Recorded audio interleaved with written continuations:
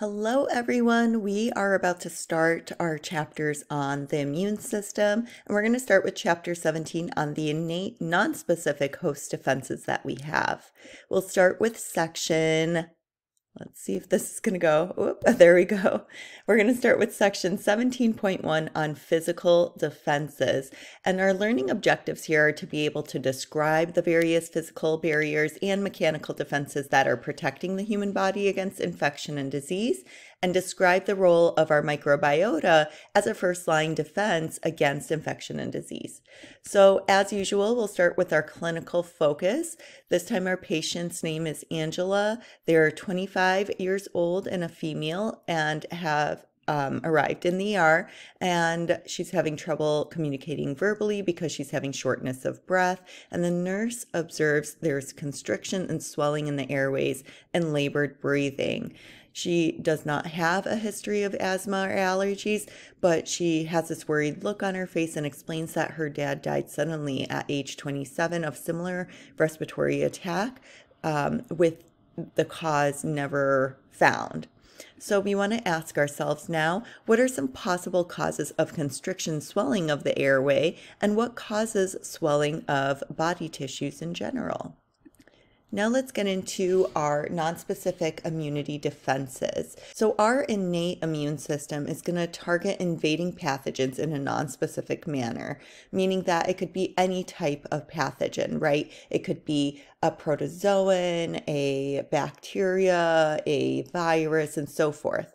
And so it's our body's most basic form of defense. And we're going to use our physical barriers, which are going to include our skin and mucous membranes, mechanical defenses, which allow us to physically remove microbes and debris from different areas in our body, and our microbiome that compete with the pathogens for nutrients and cellular binding sites. So essentially, they're taking up our body's real estate so that pathogens cannot invade. So we'll start off with our physical barriers.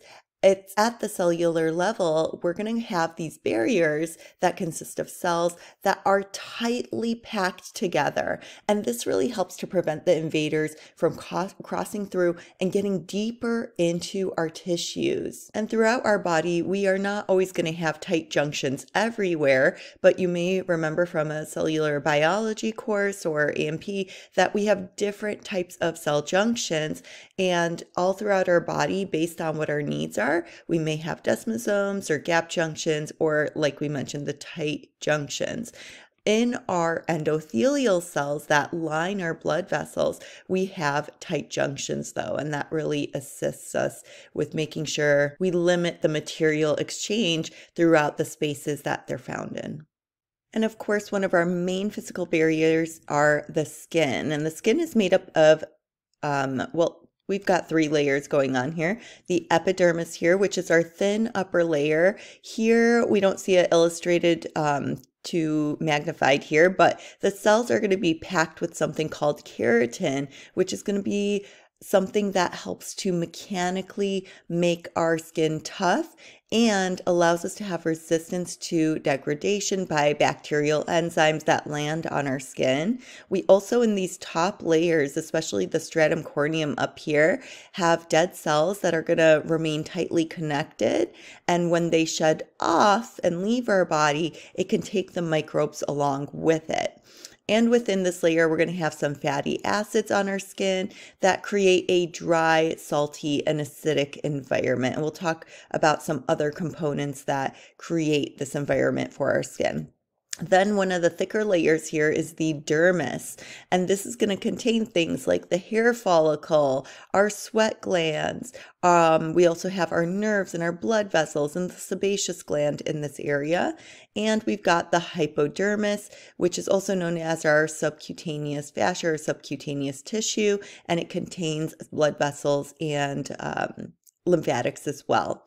So if we were to get some type of wound in here, we would easily be allowing opportunistic pathogens to move in and penetrate our deeper tissues if it can bypass our skin. And depending on what virulence factors it has, it may be more readily able to do this. Another major important physical barrier is our mucous membranes, and we'll find these membranes lining our nose, our mouth, lungs, and our urinary and digestive tracts.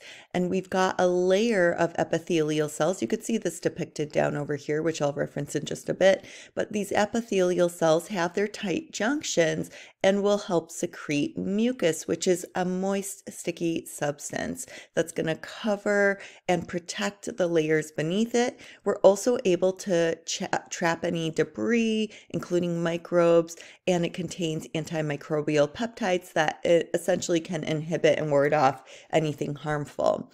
So how do we get this debris in? We are able to inhale and bring microbes in, dust, mold spores, and other debris into our body, and so it can become trapped within the mucus, and that can create within our respiratory tract something that is known as our mucociliary blanket. So the cells within our respiratory tract have, you can see, well, actually, it's a little difficult to see here, but you could see the cilia over here in this figure, and that is going to essentially move and propel debris, and that stuck in that mucus out of the way and away from the lungs.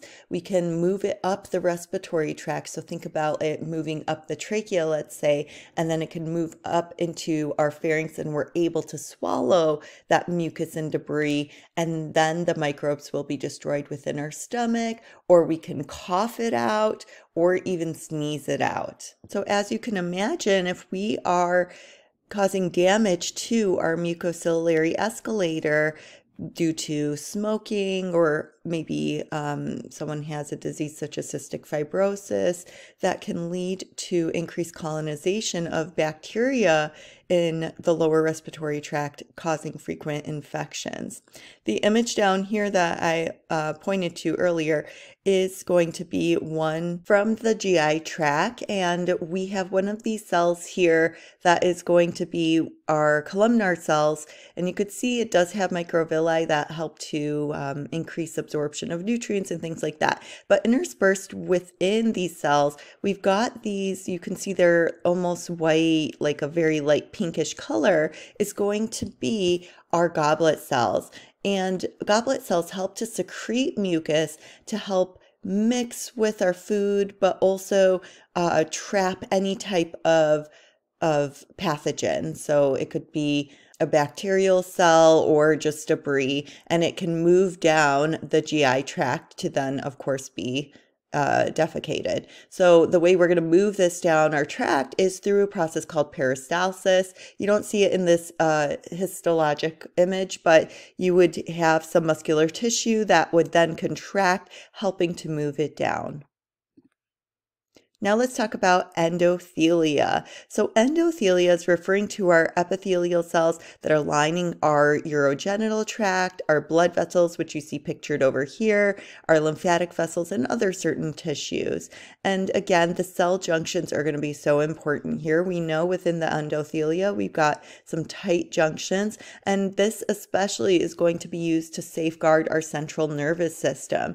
This is some of the tightest and toughest within our body, and it really prevents any transient microbes from our bloodstream from entering into our central nervous system. So essentially it's helping create our blood-brain barrier. You could see how we've got so many, I would call them firewalls, before they're able to escape the blood and move into our nervous tissue.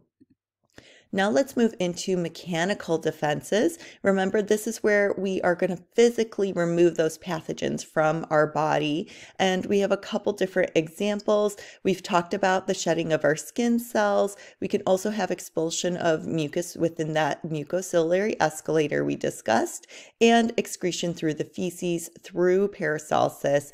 But what we haven't talked about yet is within our urinary tract, we have a flushing action of our urine, and that's largely responsible for keeping that sterile environment of our urinary tract, which is going to, of course, include our kidneys, the ureters, the bladder, and the urethra. So that urine essentially washes out any transient microorganisms. We also have in other areas our eyelashes and eyelids that are going to prevent that dust and debris and other airborne microbes from entering our eye. And if that doesn't work, we also have blinking. Every time we blink, we are able to have the natural tears that are in our eyes wash away the debris or create a flushing system in which we are able to blink and get that mechanical action to push the microbes out. And lastly, in this section, we'll talk about resident microbiota. They help to create cellular binding sites and create competition for available nutrients and prevent the pathogens' attachment and proliferation. This really takes place in the gut, although it can take place in other areas as well. And they're going to contribute to the chemical defenses that we'll talk about in the next section.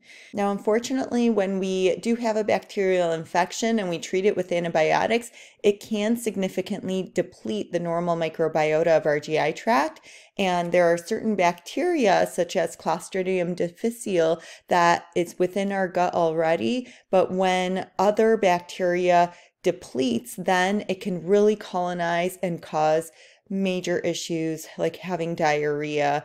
And so in order to treat this, we use something called fecal transplantation. And that is when we are going to transfer fecal material from somebody else who is a donor.